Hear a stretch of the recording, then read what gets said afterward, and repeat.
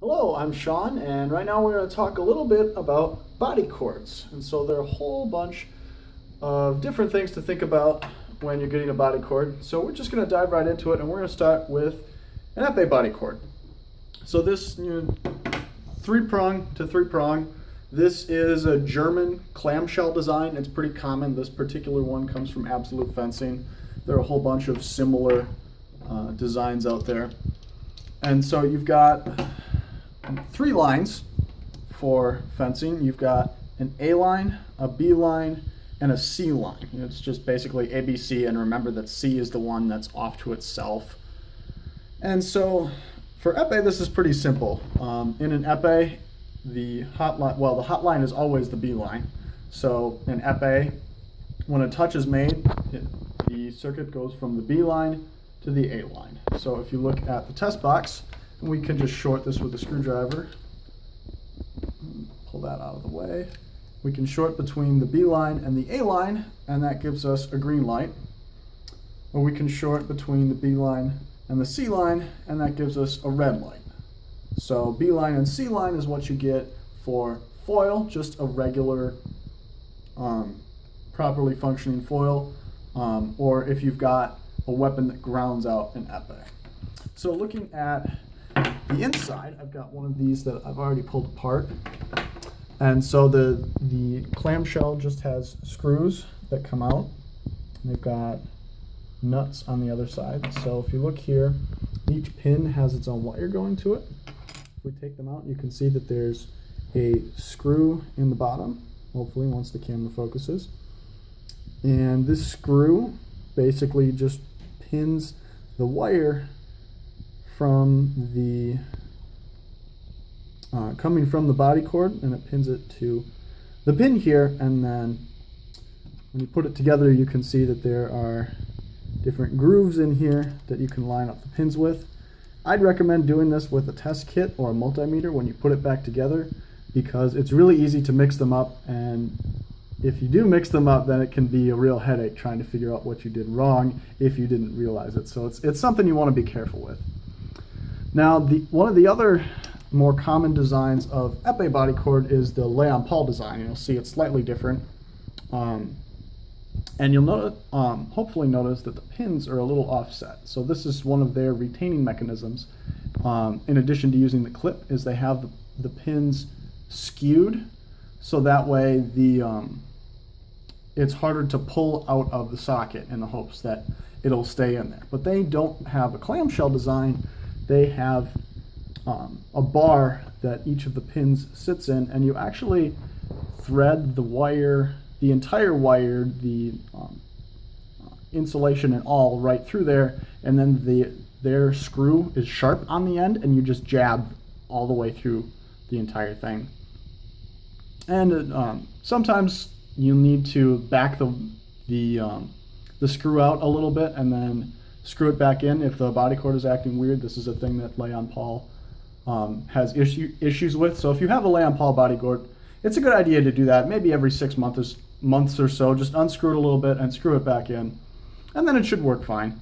Generally not something you need to worry too much about, but it is a slightly different design, and the pins don't have the same sort of spread outward, you'll notice, hopefully, with the German clamshell style, that they're folded inward. There's metal that folds in just a little bit, and that's to make it harder to pull out of the socket. Instead, Leon Paul has them splayed so they all point in different directions.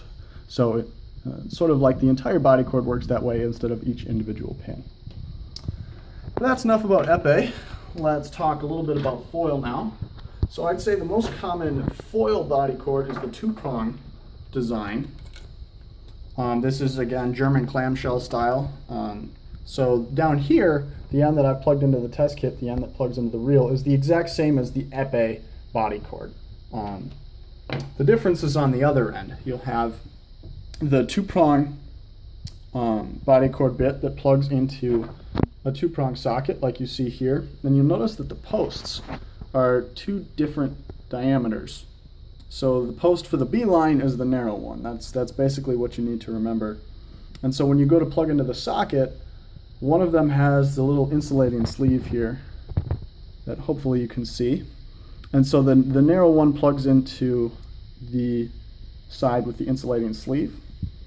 And that plugs in there, and then you have a retaining clip of some sort. There are a few slightly different designs that's meant to keep it from pulling out. And those pins look internally the same as the pins on the other end in the clamshell.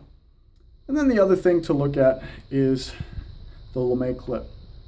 And if I can get this off, there we go.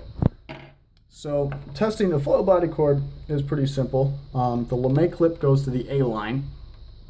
So since the skinny line right here is the B line, we can touch the B line to the A line, and that's the same as pushing down the tip of an epee or scoring a valid touch in foil. So you get a green light on the test kit.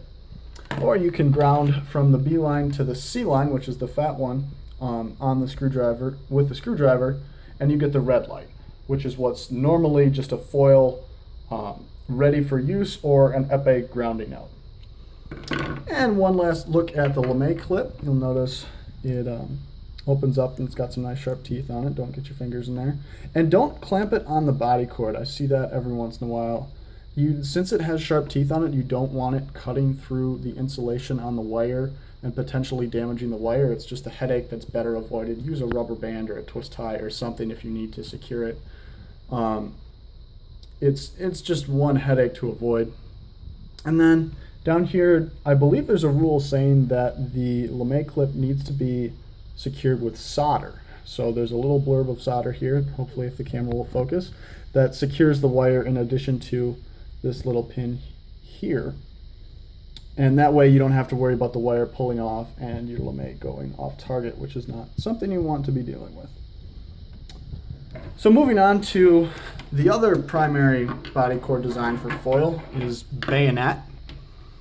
And so we've got a bayonet body cord here. This is a version from Absolute Fencing. Leon Paul also makes a bayonet that's styled a little more like that has the bottom clamshell like this instead of like the Absolute clamshell, but the end right here that actually plugs into the foil is pretty similar. So it's not a big difference between the two, but this works the same way. You've got your B line right here on the tip, and then the C line is basically the rest of it that isn't this screw here. So I can take the lame clip and I can touch the end of the bayonet to the lame clip, and we get a green light, just like touching the skinny post to the lame clip for the 2-prong. And we can take a screwdriver and ground from the B line to the C line, which is just this lower part here, and we get the red light, and that's functioning normally.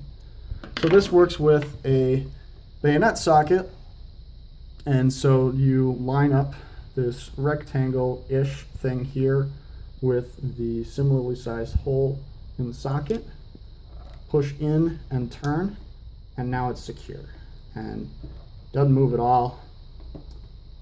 And so the base down in here, that's maybe hard to see, is where the B line goes, and that connects to this post. Normally there's a screw here, but this one doesn't have one, which is why it's not on a foil. And then this outer piece of metal is what connects to the C line, and you can see that this wraps around the back and goes down to where it threads onto the tang of the blade. So looking at the inside of a bayonet body cord, you can see that there are 2 lines where the wire is going in. And it can be a little tricky to figure out which one goes to which. So you'll notice that each one of these threads into a post that lines up with the 2 posts of the bayonet assembly. So the post on the long side is the B line. That's because it goes all the way through straight to the tip of the bayonet. The other one goes to this screw here, which then has a metal plate right here, if we angle it right, that connects to this part right here on the outside. And if you're not sure, you can always plug it into a test kit and check to see which is which. And so you can just wire it up, and then touch this end to the LeMay clip. And if you get green, then you wired it right, and if you don't get anything, then you screwed up, and it's time to reverse it. But yeah, it works the same way as the regular pins do. You strip the wire, you unscrew the screw here, you thread the wire through, and then you screw it down nice and tight to complete the circuit. And then you've got your insulating sleeve that you can slide over the end to make sure everything stays nice and wrapped away. So that's all I have to say about Bodycords. There are a couple other designs. You'll see some French style Bodycords for epee, more commonly, that work pretty much the same as the German clamshell designs. And you'll also see a different type of bayonet, a Negrini bayonet, that tends to be a bit more expensive and actually uses solder inside the bayonet assembly. And it's pretty uncommon, especially compared to the regular bayonet and the two-prong, but some people do use it. It's pretty complicated, but not that much more complicated than the regular bayonet design. I don't have one of those, otherwise I'd be happy to show it to you. But that's another option as well. So that's all I have to say on Bodycords. Once you get to know them, it's a pretty simple topic. So thanks for watching.